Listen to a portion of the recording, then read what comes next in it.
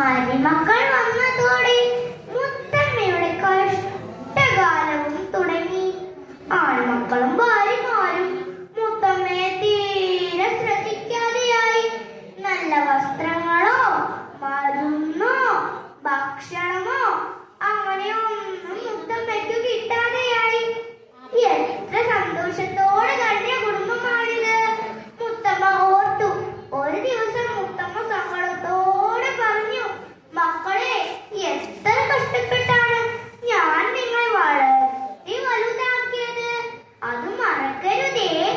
അത് കേട്ടതും മൂത്ത മരുമകൾ മൈലപ്പുറത്ത് ചീറ്റ പുലിയെ പോലെ ചാടി എന്ന് പറഞ്ഞു, എന്തൊക്കെ ചെയ്താലും കുറ്റം തന്നെ കുറ്റം. ശരിയാക്ക, ഇങ്ങനെയും കൊണ്ടുവരുത്താനുള്ള. രണ്ടാമത്തെ മരുമകൾ തങ്കവള്ളിയും ചേച്ചിയോടൊപ്പം കൂടി ഓമനിച്ചു വളർത്തിയ ആൺമക്കളും ഭാര്യമാരുടെ പക്ഷം ചേർന്നു. ഇത് പതിവായി. ഞാൻ ഈ വീട്ടിൽ നിൽക്കുന്നില്ല, വല്ല കാട്ടിലും പോയേക്കാം.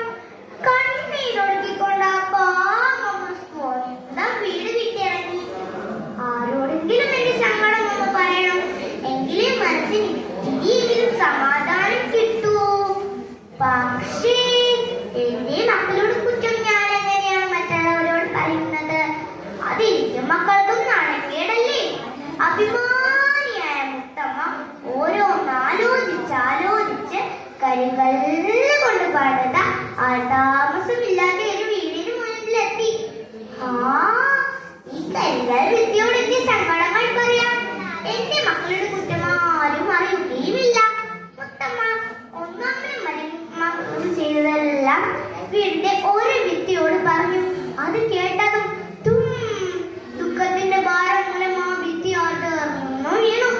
മുത്തമ്മ രണ്ടാമനും മരുമകളും ചെയ്തെല്ലാം രണ്ടാമത്തെ വിദ്യയോട് പറഞ്ഞു. സങ്കടം സഹിക്കാനാകാതെ ആ വിദ്യയും ആർന്നു വീണു. മനസ്സിന് ഇത്തിരി ആശ്വാസം തോന്നിയ മുത്തമ്മ തിരികെ വീട്ടിലെത്തി. അപ്പോൾ ഒരു അയൽവാസി ഓടി വന്ന് പറഞ്ഞു, മുത്തമ്മേ മുത്തമ്മേ, അറിയില്ലേ, മക്കളെ മരുമക്കളെ വ്യാജ ചങ്ങലക്കിട്ട് കൊണ്ടുപോയി. നാളെ രാവിലെ തല വെട്ടുമത്രേ.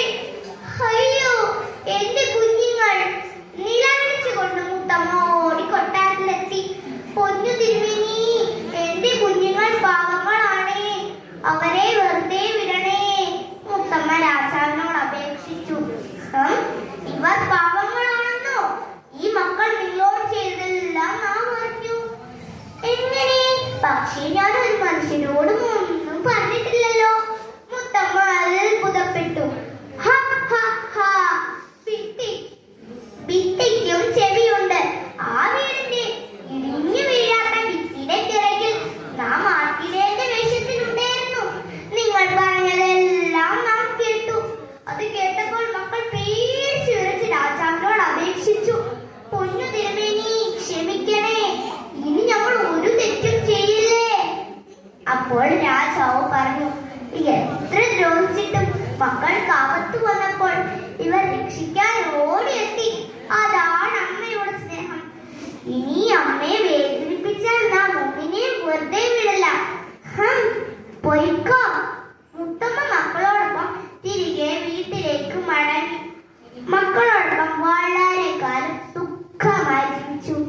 കൂട്ടുകാരെ, എന്നെ ഞാനാക്കിയ എന്റെ മാതാപിതാക്കളുടെ ചുറ്റിച്ചുളിഞ്ഞ മുഖപ്പാടുകളിലൂടെ ഒരിക്കലും കണ്ണുനീർ ചാലുകൾ വീഴ്ത്തുകയില്ല എന്ന് നമുക്ക് പ്രതിജ്ഞ ചെയ്യാം.